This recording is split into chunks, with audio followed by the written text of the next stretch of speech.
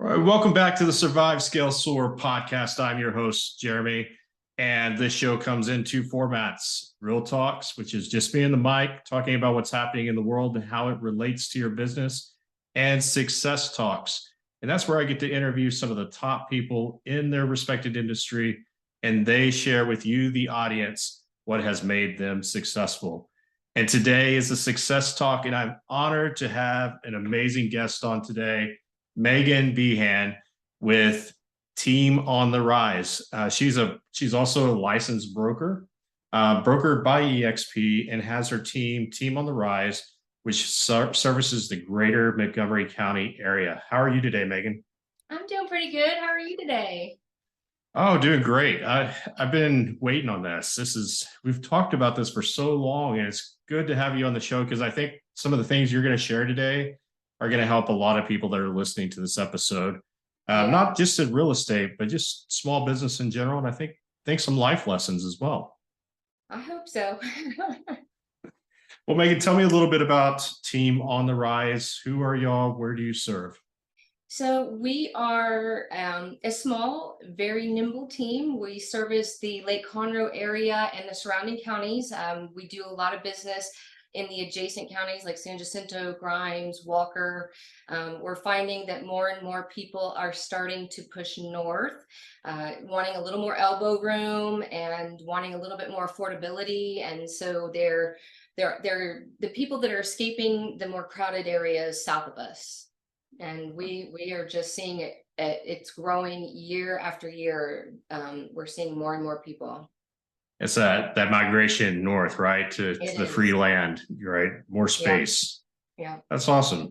But share a little bit before we jump into the real estate side of it. Share a little bit about your life and how you kind of came up and how eventually you got into real estate.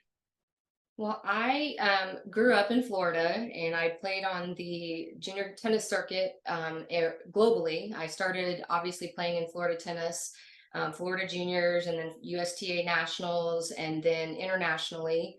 And I played on the professional tour as an amateur prior to going to college. And then I played Division I college athletics for Duke University in North Carolina.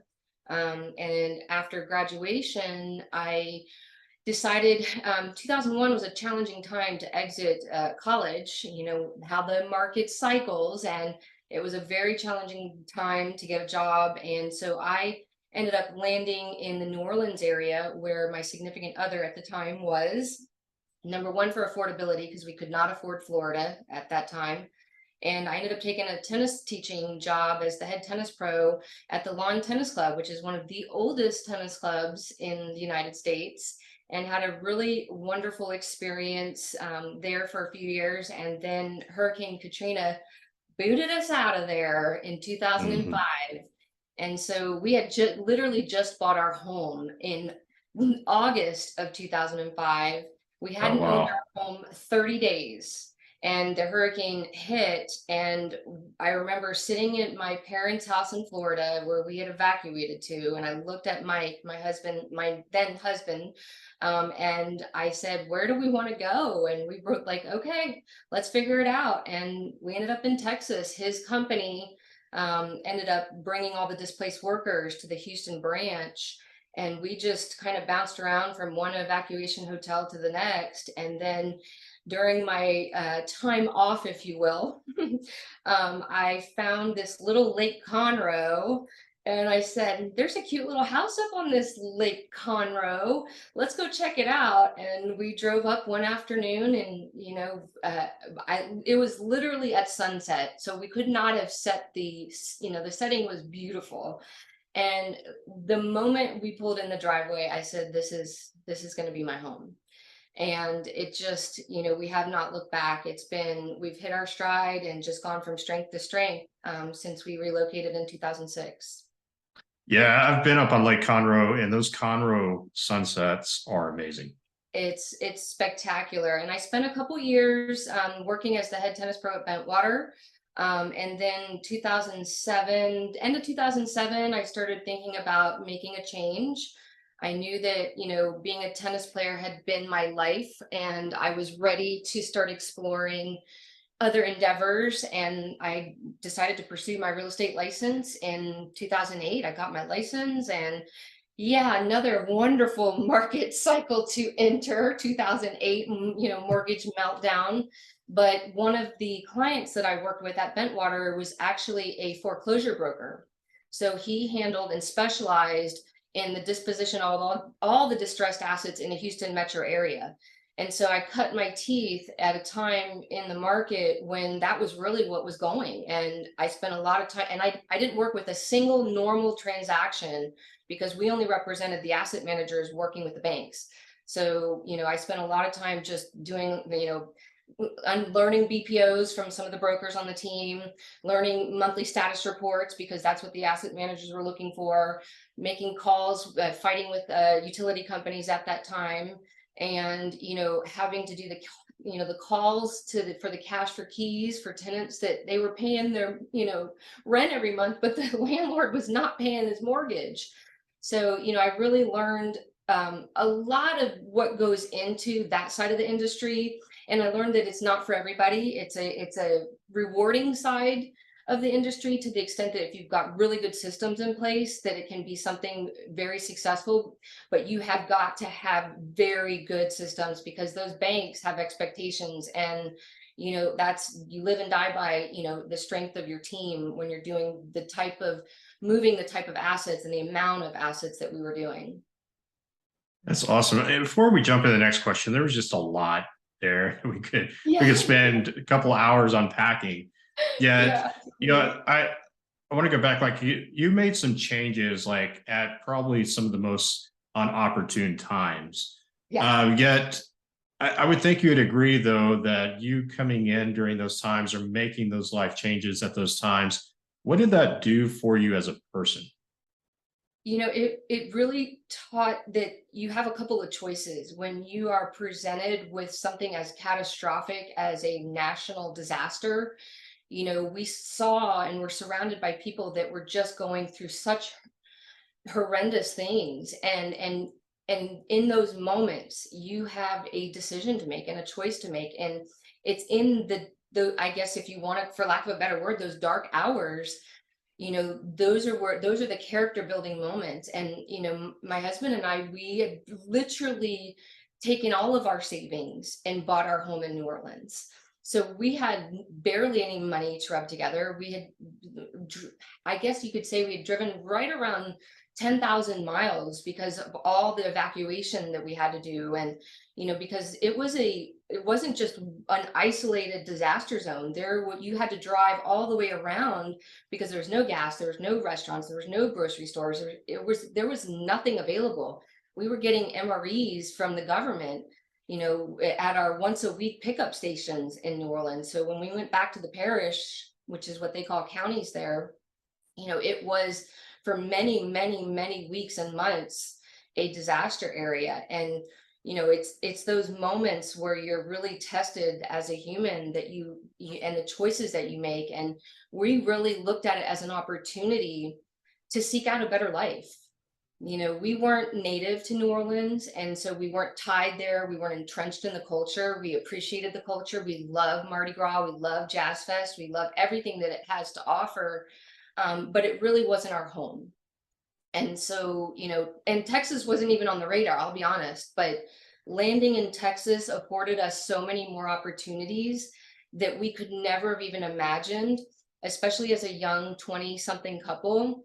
I mean, we saw commerce, we saw opportunity, we saw the ability to afford something that we thought we'd be in our 50s getting our lake home. And so, we really took it as a prime opportunity to better our life. And I think that is really the distinct change in mindset, that you have that choice in a moment of disaster. You choose either to rise or you crumble, and we chose to rise to the occasion and make a new choice and make a new life for ourselves. Yeah, that's awesome.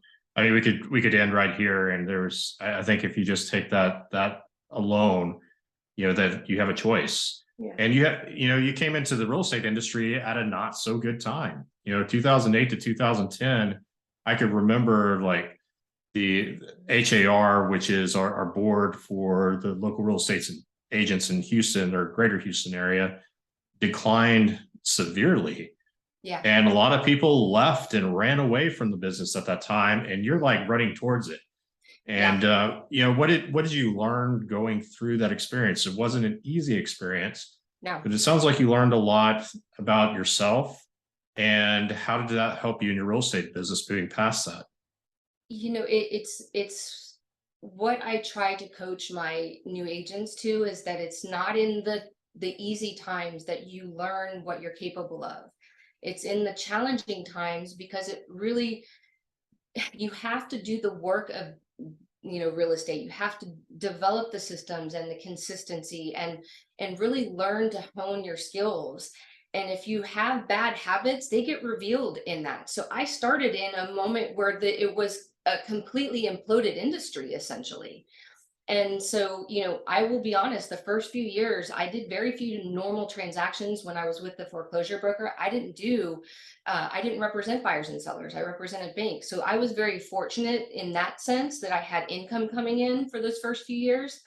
But it really wasn't until about 2011 or 2012 that I started to do the real work of real estate. But I had by that point kind of established my systems and learning from another broker that you've got to have a very fine-tuned process in order to be successful, because it's not, you can ride the roller coaster like a lot of agents do, but for me I didn't really see that consistent income and volume until about I'll be honest, till about 2014. Yeah. Yeah. And it was in that time you're developing your skills, right? Mm-hmm. Yeah, all through that time, and thank goodness that I had other income. I was working a side job. I was still teaching. I was still teaching tennis actively to a lot of young junior girls that were, getting ready to launch their junior circuit careers. And so, I was very fortunate. But I think that that's also a key thing, is that, don't be afraid to have another income that you're able to help keep yourself afloat and still do the business of real estate and still actively be engaged in the business of real estate. Because guess what? Markets don't stay that way. I've watched a couple of different market cycles. They go up, they go down, they go up, they go down, and they all have opportunities in them. And it's a matter of really adapting yourself and being able to pivot and recognize those opportunities. That's great stuff. So, somebody who's listening today, I think a lot of people that aren't in real estate, or they do get into real estate, they base their desire to become a real estate agent by watching like these TV shows with, let's go look at 3 homes and you pick one, and it's easy. The people move in, they're all happy. Like, what is it like in the day of a real estate agent? Well, I will tell you right now that is not reality. Reality TV is far from reality. But I will tell you that, any sales job, any sale in any industry is going to have its challenges. But, I believe that, and I know from talking to other very successful realtors that are either indie brokers or with other brokerages, that are brokers themselves, it's a successful realtor has a good blend of having tenacity, self-motivation, hustle. They're highly adaptable.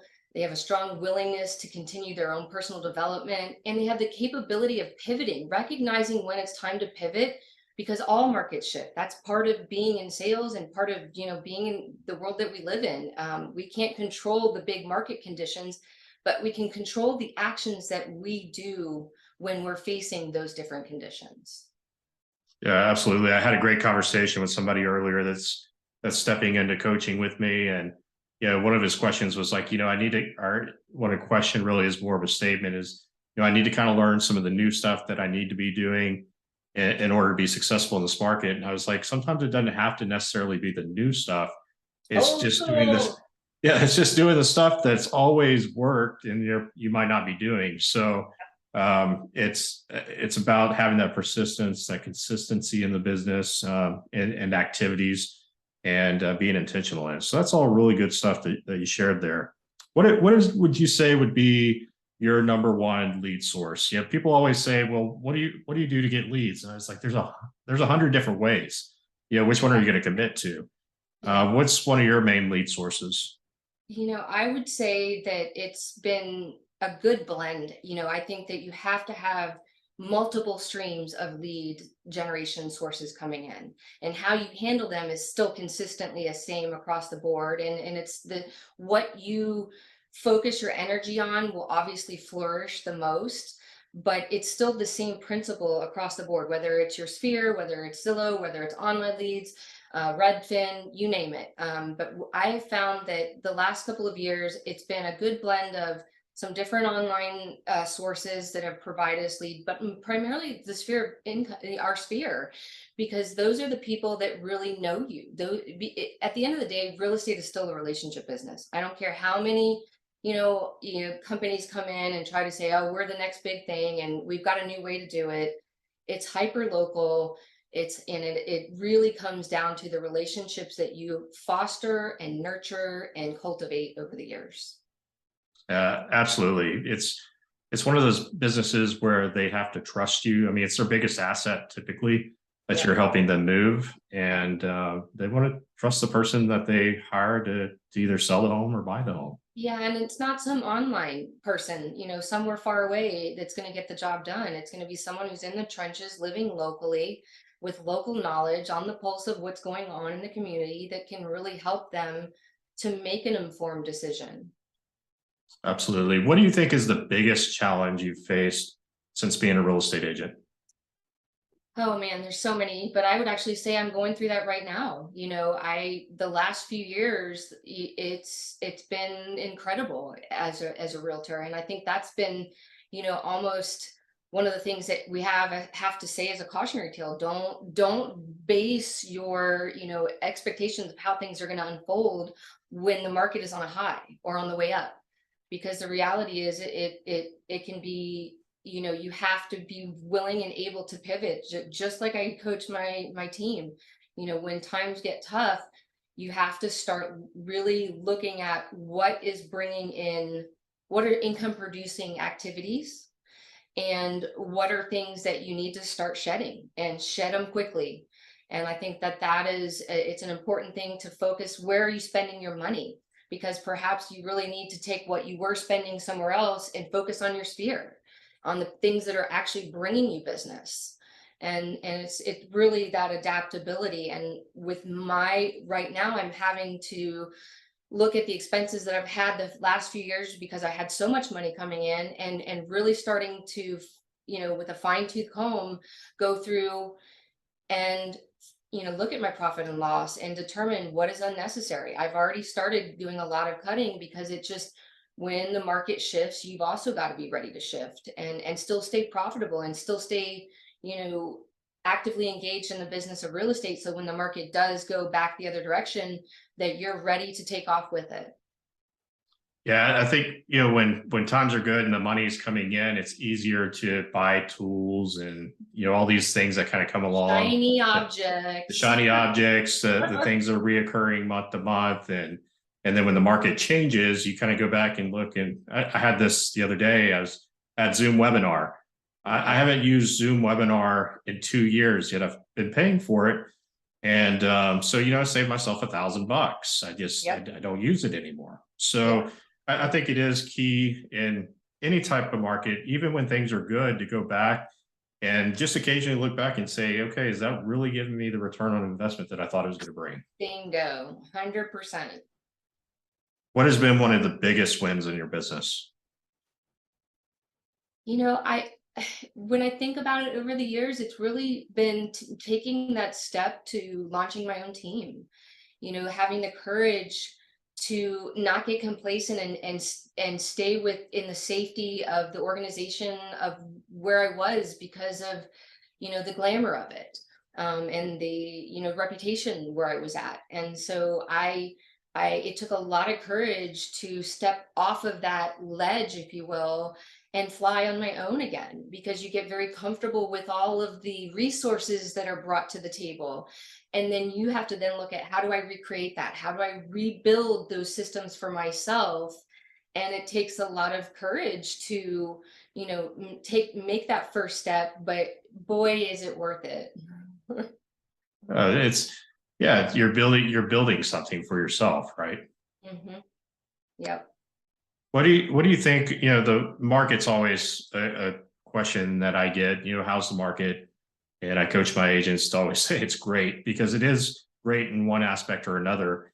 We look at the news today, we see all the stuff that's going on. Interest rates are climbing. Sales prices also exploded over the last few years. But what are the opportunities today for buyers and sellers? One of the things, having ridden through several market cycles, there are certainly going to be challenges in today's market, but it's, as an experienced agent, and one of the things that I talk with my team members about is that it's our job to stay plugged in to knowing what's going on in our market. What's happening in California and what's happening in New York and Florida has very small bearing on what's happening here, other than to know what's going on over there, because it's just a completely different market. And so, you really have to stay kind of focused on what's happening here, and realizing that we don't really go super high up. I mean, yes, we did see some of those crazy bidding wars last year, but we didn't see, like Austin did, the 300,000 or 400,000 over asking price. So we really aren't experiencing the corrections that we're seeing in other markets. And so, we have to educate the consumer to not have that sky is falling, because the news is out there to sell the news. There's, sensational news is what people want to hear. They don't want to hear that, oh, it's going great, everything's no problems. That wouldn't sell. So, it's important to, really engage with your network and find out what builders are doing, what kind of incentives, what kind of lenders they're connected with, what are the lenders offering, because there's quite a few lenders in our area that are working with big builders that buy down packages of rates to help keep the affordability factor. And so you might have to consider new construction for the time being. If you have to be in a home right now, you might have to reset your expectations, maybe have a stepping stone game plan. And so as a realtor, it's our job, and as an agent, to help educate the consumer that here's a good strategy for you. While your dream home might be X, it might have to be the next step. And so, investors at this time are finally able to jump back into the market. Last year, my investors were like, I'm out. I'm not going to be able to compete with a lot of primary buyers on the retail market.